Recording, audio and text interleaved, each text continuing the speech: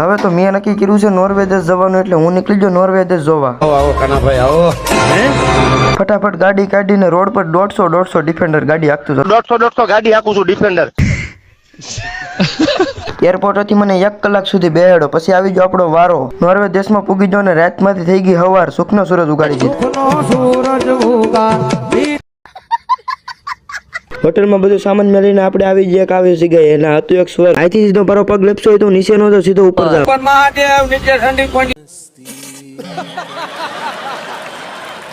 હું આવી ગયો કેવી જગ્યાએ, ને બધા દેશના પાકના બી રાખ્યા હતા. વાહ નોર્વેલની સરકાર વાહ. નાથીને આપણે આવી જાય બીજા ગામમાં. નાથી મને બતાવી જાવ અલગ અલગ પ્રાણી. વાહ રાજા શું અને એથી કોઈને પેટમાં દુખતું હોય તો તમે તમારે વહી આવજો.